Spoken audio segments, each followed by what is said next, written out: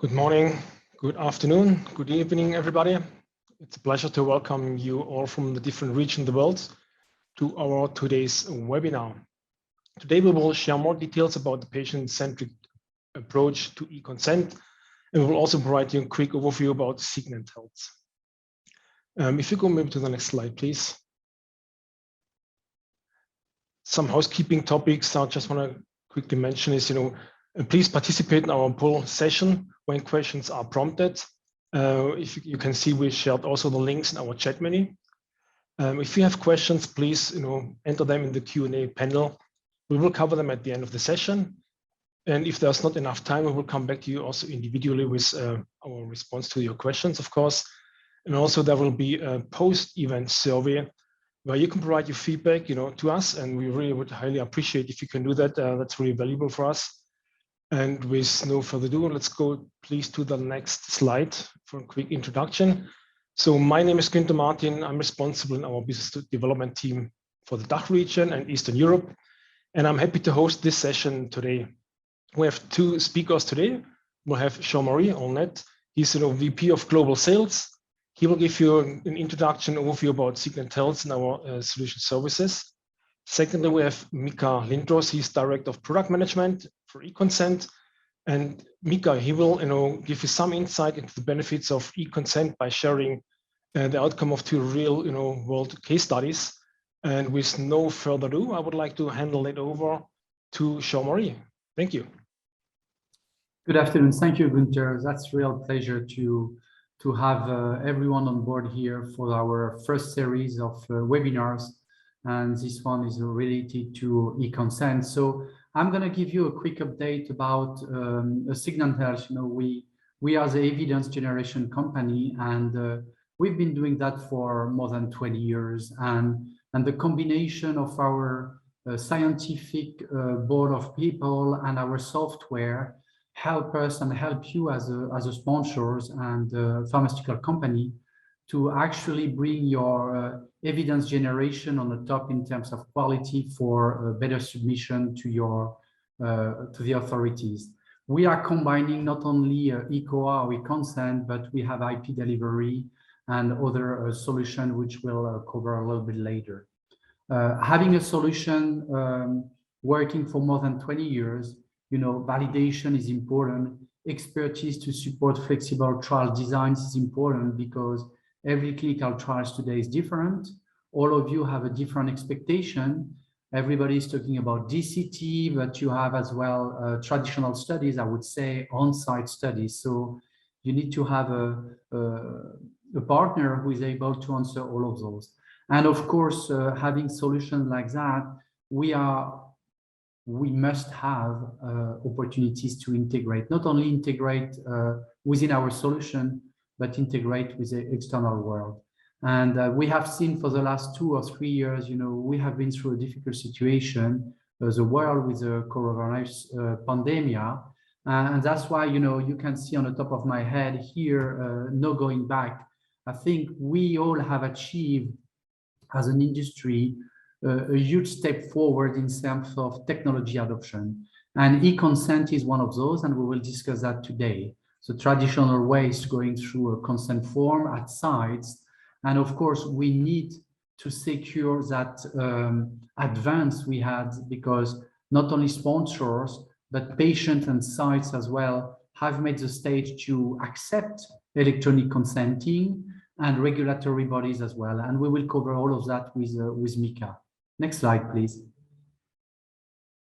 So Signant Health, who we are as a company, we are talking about different solutions, but our expertise is really in all therapeutic areas, from neuroscience, oncology. Vaccine was a big topic for the last 2 or 3 years, as you probably with coronavirus, but dermatology, respiratory as well. We have a panel of expertise not only on a specific phase like phase 3, but I would say that phase 1 and phase 2 are actually adopting more and more technologies. And electronic consenting is one of those. In a phase 1 you need to have consenting forms to be signed by patients. So by having that adoption of electronic consenting, that's helping you as well to capture quality data and being able afterwards to actually do some analytics on it.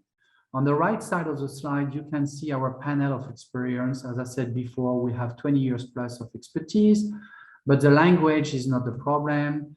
The sites, the number of trials per year, it's really about 600, number of customers. So I would think that nothing's beat experience. And we would love to see you coming up to us and discuss about your pain, your problem, and we will be able to answer it through our different solutions. Next slide, please. So what is the goal of today? As an industry today, our goal is to actually capture data. But capturing data electronically is the best way because you have a quality data and then you are able to do some analytics. And you can see here, that's an example of what is a patient data journey when they're coming into a clinical trials. They usually start, or you usually start as a sponsor by a site initiation, but as well the patient on the top side is starting with an electronic consenting. So eConsent is a very important part. Then as soon as the consenting is done, the patient will enter in a trial and we will start collecting on your behalf some data, eCOA, through sensible, wearable and sensors. Some telemedicines will be required as well, where the patient cannot go to the site. So you can bring our telemedicine solution into the loop. And of course, you need medication. So our IP management solution help you to actually bring direct to patient medication, but as well to sample collection. And finally, the clinician rating is very important when you have some complex studies. So we have that capability at Signant Health to support you and train your clinician, but as well work with you on the best approach for your protocol. So every trial will run either at home or at site or combination, and Signant Health is able to support that of today. We will discuss in more details in the next 25 minutes our eConsent solution with Mika. But having said that, I have a question for you for the next one. So let's have a question around the app. So everybody is ready? So in the app, we answer actually a question related to how often do your protocol incorporate eConsent? That would be great to have actually your feedback. So if you could connect to paulhelm.com, Signant Health 866, and put your answer, we will see through the panel of about 60 to 100 people where we are in your usage of electronic consenting or eConsent. So you have a few minutes and we can look at it. Can we see the progress on Heather or Lisa? Still 50-50 right now. Hopefully we're gonna have some always or very often. That would be great. Ah, that does change now. Okay. Ah, 25% now. That's good. Let's give 1 or 2 minutes.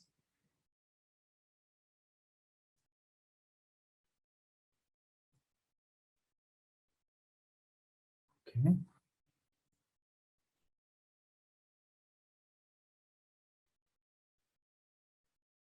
Oh, yeah.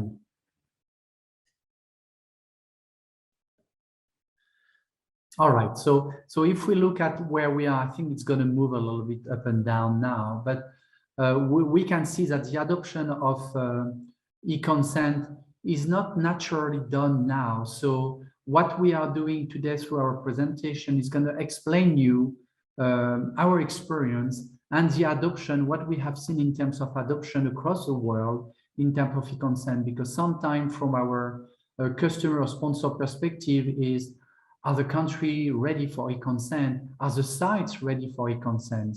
So we're going to talk about that. And of course, you can keep answering the question. We have more than 50% of the people on the call which are currently have an experience. The goal is to really increase that adoption in the next few years. And I will give the ball to Mika now to present and introduce you with the eConsent. Thank you very much. Yeah, thanks, Jean-Marie, for laying out the foundation. And I think the poll results are reflecting where the market is today. So it's still early stages, but market is there. People are using eConsent more and more. And I'll walk you through a little bit about eConsent, its main pain points and benefits, and then focus on those 2 case studies and how we actually deployed eConsent and significantly kind of simplify the patient experience and reduce the complexity of the clinical trial using eConsent. So let's first talk about the industry standard process. And the standard process is actually paper. So let's face it, paper is the standard process, and that's reflected in the poll answers as well. The main issues that we have this paper process is that patients have difficulty understanding the consent documents, and from the regulatory point of view, we are lacking the transparency of the process. So patients take the paper, they go home, they read it, they come back, have a discussion with the site and sign it. And we know very little what happened during that process, how much time they spent reading the document, where did they have questions, had they difficulty understanding some areas, and so forth. So clearly there's no transparency in the process. Also, informed consent is an eConsent as well, is highly regulated process. And it's actually one of the most top-cited areas of clinical trials from the regulatory point of view in terms of findings. So often wrong versions of the consent documents are used. Signatures are captured in wrong order. You might be using an old version, unapproved version, and so forth. You might be missing signatures. And also then when the consent document has been completed, it needs to be stored and potentially accessed later on. So sites need to manage the massive amount of paper, storing them somewhere. Also, patient needs to have a hard copy provided to them. And patient probably, reads the consent document, signs it, but then from time to time, they need to refer back to it. They maybe want to be reminded about the visit schedule or about the kind of procedures that they're going to go through or what might be the risk side effects. So they need to have that document somewhere handy, but typically they leave it on the kitchen table or somewhere in the back and forgotten. So these are some of the problems we see in the paper process. Next slide, please. In addition to this, we are actually seeing that the clinical trials are becoming more and more complex. The consent forms are longer, and also actually the patient engagement is becoming more challenging. And these numbers that you see here, they are numbers from a recent CScript study, actually a massive study on a big number of patients. And there's some very interesting findings here. So first of all, patients who report that they had difficulty understanding what the clinical trial is about were actually twice as likely to drop out from the study than those patients that understood what the study is about. We saw that almost half of the consent documents have more than 10 pages, and that number has actually increased by 30% only since 2019. So only in a few years, the documents have become more complex. So when you combine these two numbers, so you understand documents are becoming longer, more complex. So it's the likelihood of patients not understanding the consent documents is growing, and then they are more likely to drop out. And then finally, almost half of the patients named that their top burden for the clinical trial is actually visiting the site. So basically traveling to the site, that's the main burden for them. So these are big numbers. So let's go to the next slide, please. So how is then eConsent tackling those pain points and these problems that patients are seeing? So first of all, electronic consent provides you possibility to perform activities remotely. So that is immediately tackling the problem of traveling to the site. It's reducing the site visits because patient can be set up remotely, they can read the consent documents remotely, they can have the discussion with the site remotely and even sign the documents remotely. So no travel needed. It also has capabilities to deliver interactive multimedia and tiered delivery of the information. So basically this helps providing an e-learning type of experience for the patient. So it's much easier for them to actually understand what the consent document of the clinical trial is about. So it helps in the understanding.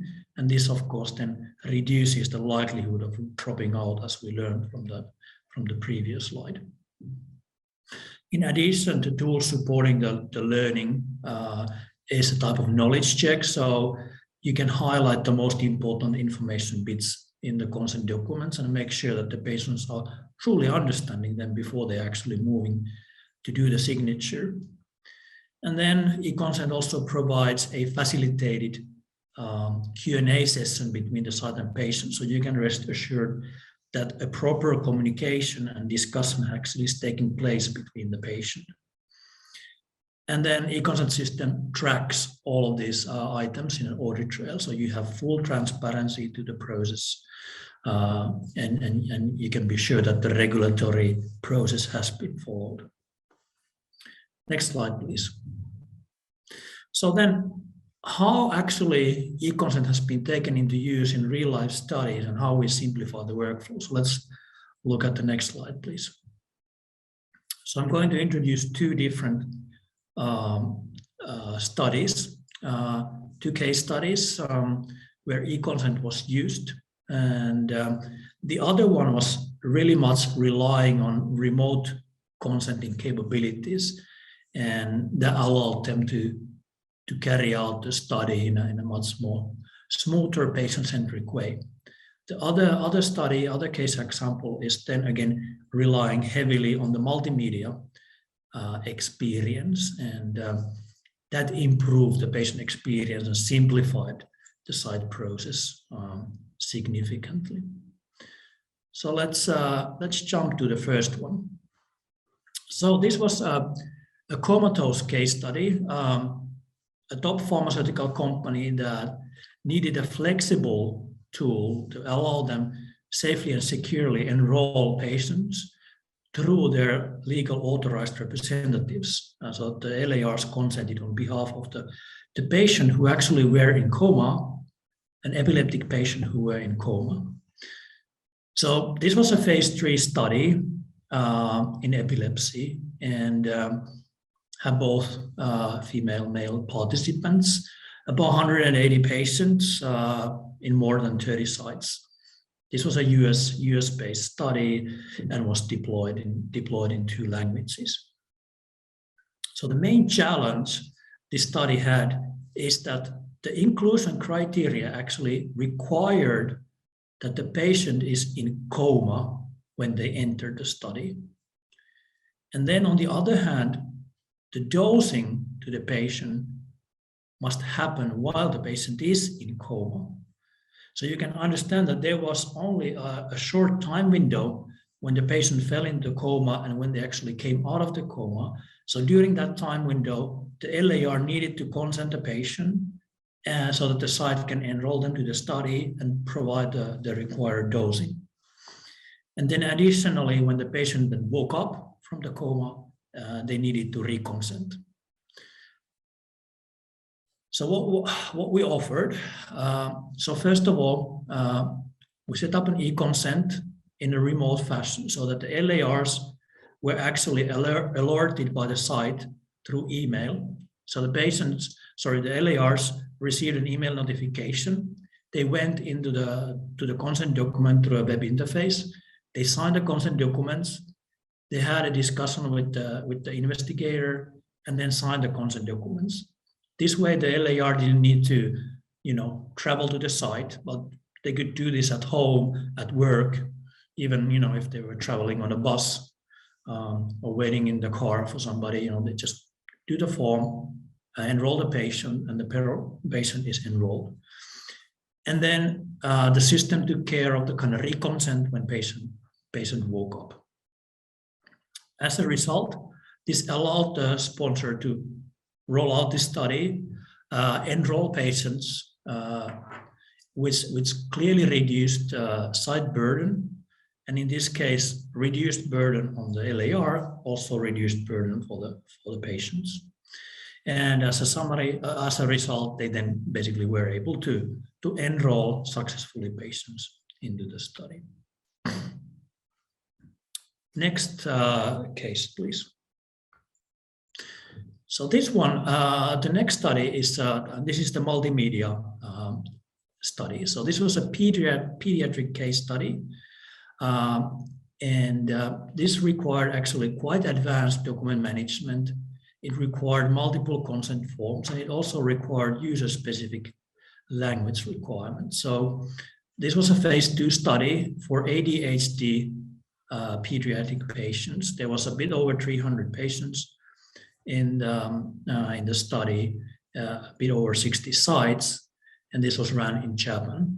And the very specific language requirement we had was that 2 separate language kind of character sets were used to consent patients. There was the hiragana characters and the kanji characters. And I hope my memory serves me right, and apologies if it doesn't, but I remember, so the hiragana characters are the more simpler characters, and typically something that the children and smaller school kids and younger teens can write and read. And then kanji characters are more, let's say, difficult, and the adults and the older teens are reading the kanji characters. And basically, there was an aspect that especially it would be a little bit like embarrassing for the older teens to read the hiragana characters. So we actually needed to mix and match the document languages so that they're meeting the different age groups. So again, the challenges here, we needed to obtain signatures from the pediatric patient and from the LAR. And of course, challenge also that these were ADHD disorder diagnosed children, so they have, a little bit problem of focus on things. We also needed to then, as described, apply these different character sets based on the age group of the reader. And this led actually us having 8 different consent forms that when setting up the patient, we needed to make sure that the right form for the right age group with the right language, kind of the character set, and with the right multimedia content for that patient group was assigned for that patient. So relatively complex patient create situation experience. So as a solution, we had custom multimedia to keep those ADHD patients engaged. The multimedia was tailored for different age groups.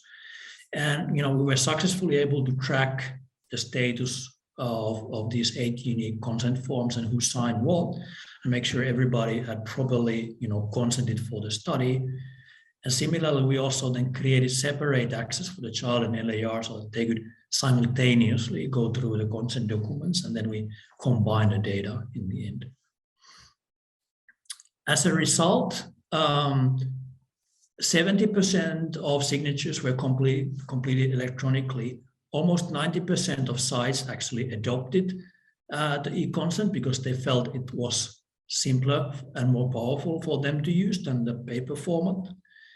And about 90% of the sites also collected the signature in e-signature format versus a handwritten signature. So overall, very high adoption for the eConsent in this particular study. So those 2 examples, and can we please move to the next slide? So those 2 examples show how we actually were able to benefit eConsent from the multimedia, from the remote point of view in 2 very different scenarios, and make the study much more patient focused and reducing the site burden. So eConsent has kind of rich multimedia and features, allows this kind of modern deployment for clinical trials, which might be difficult to manage on paper. We were able to collect those consents from patients and their LARs, independent where they were. We used the multimedia and comprehension checks to make sure that the patients actually learned what they were studying in terms of what the clinical trial is about. And also we provide a platform that easily allows them to manage the growing number of the consent forms and then store them and also provide access to them later on. So with those words, I think it's time for Q&A and handing back to Gunther. Perfect, Mika. Thank you very much. Much appreciated. Actually, we have now a few more minutes, for questions. And if we just go back to your presentation, Mika, there have been a couple of questions. So the first one was, how did the LAR, consents to their personal data being processed by Signant Health? If you could maybe take that one first, please. Yeah, I guess the question is about the identifiable information. So first of all, it's a regulatory requirement to collect identify the users of the system, so whether it's LAR, the patient. Our system, first of all, allows collecting that information. We always do it at the very latest stage of the consent process so that we can avoid unnecessary collection of any PII. And then when it's collected, it's kind of separated from all of the other data, and it's highly secured.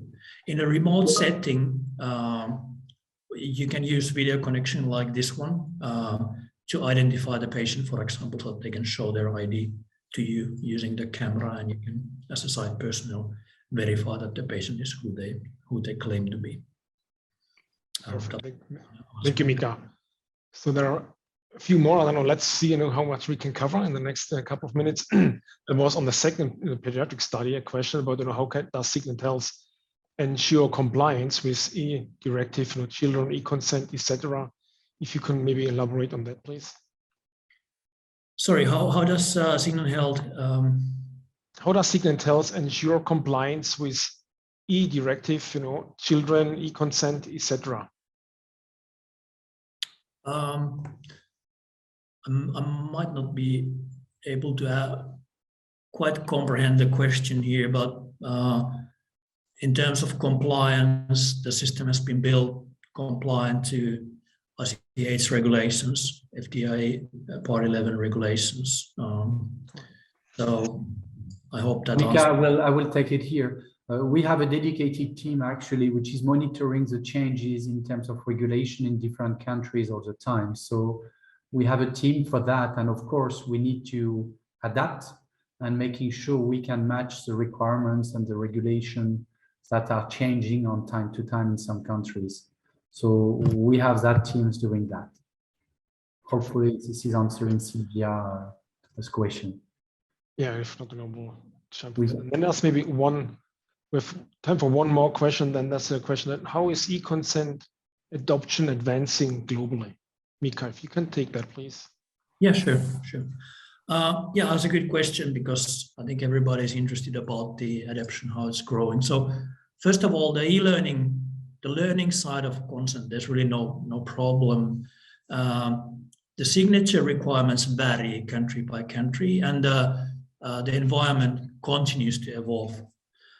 First of all, we've seen a tremendous growth from pre-pandemic, post-pandemic, about 460% in terms of adoption of eConsent compared to those times. The key thing is that in some countries and in many countries, it's okay to sign the consent documents electronically. So either using a digitized handwritten signature or using an electronic signature using username and password. But there are certain countries, for example, Germany, as an example, where it's required to sign the consent documents on paper.